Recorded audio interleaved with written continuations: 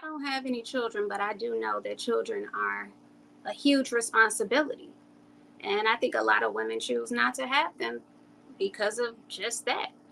They'd rather not deal with it, especially when you see so many men who are divorced, who are baby daddies or whatever. They just don't want to take on that responsibility or take that chance. What about you, Alicia? What as far as having children or why I don't? Right. What's like, what Um, would be your reason?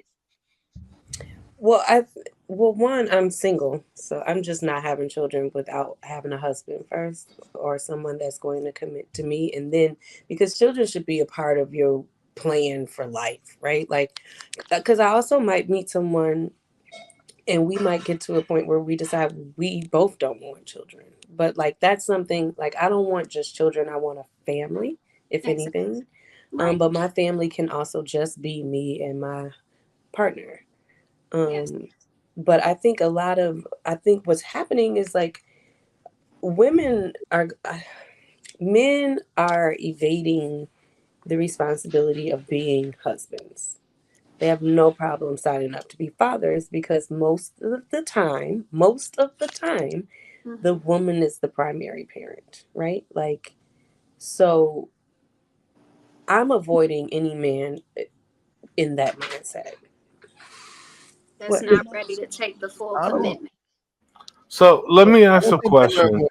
being husbands, but go ahead, Louis. I want you to go, Louis. Yeah, let me ask a question because I've heard the sentiment shared a few times tonight, and it makes me wonder what type of interaction are these women having with these said men that they're not able to pick up on their inability to be punctual, the inability to be responsible, the inability to hold a job, They the lie. inability to hold, invest their money, balance a checkbook, feed themselves, right?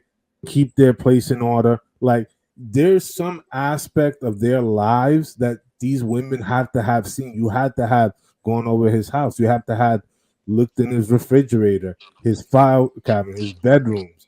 You know what I'm saying? You've had to have gotten a look at, how he maintains and keeps his car, like how he talks about his work and how ambitious he is. He's like, I'm working on that next promotion. I'm working on, moving up in the company. Working on doing that next thing. Where's the hunger? Where's the promotion? There are these receipts, these conversational receipts that happen along the way in the dating process, right? We're getting to know each other. We're talking about who we are, the things that we value, the things that we enjoy doing, and the things that we do for others and how we show up in the world, right? Where do those things these women are not waking up on Thursday, going out on Friday and finding Derek, down at Lucy Goose, the jazz spot. And next thing you know, they're like, I think I love this guy, and they're off to the races without her at least investing some sort of insight about what is it about this man? How does he move? How does he handle conflict? How does he handle conflict? How does he handle rejection? Like, all these insights for you to like be able to kind of put together a calculus to say this man is a good investment. Like I could see this man being my husband first and foremost. I could see this man being the father of my children. If these women are just waking up and just they're going with the vibes and the feels and the vibes, and they're getting knocked upside the head, and they're waking up the next day, and that dude is gone, and they're pregnant, and he was never to be found. Then I'm curious to know what things did you invest in that dating, courting, relationship process to give you insight that this man is actually worth the damn. I can't believe it, Jesus. I can't believe it, Jesus. I think two things happen with that. I think you have women that stay and try to change him. Like they figure it out that he's not that guy. But you have some women that try to change men, and it's a real problem that a lot of women have.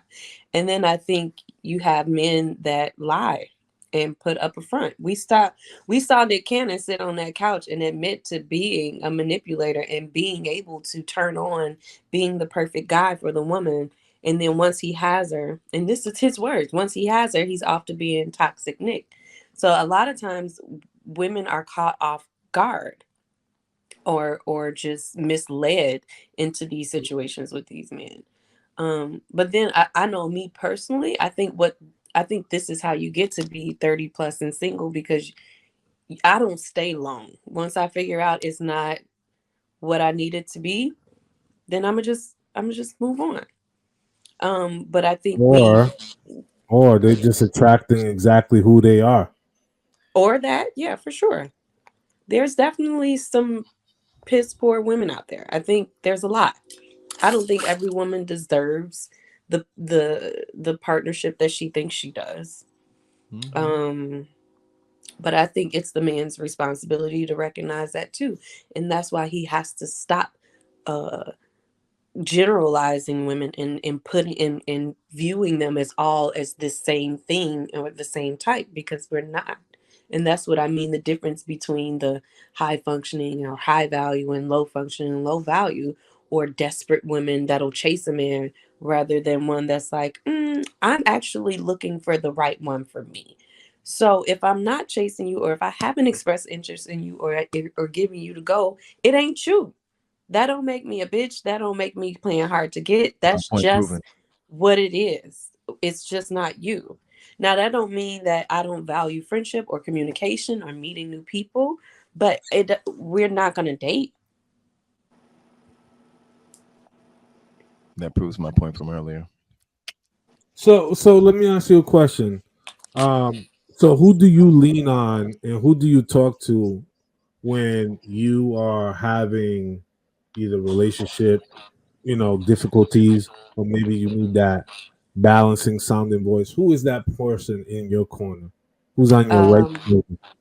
my sister, I have an older sister who's been Your married for sister, okay. 17 years.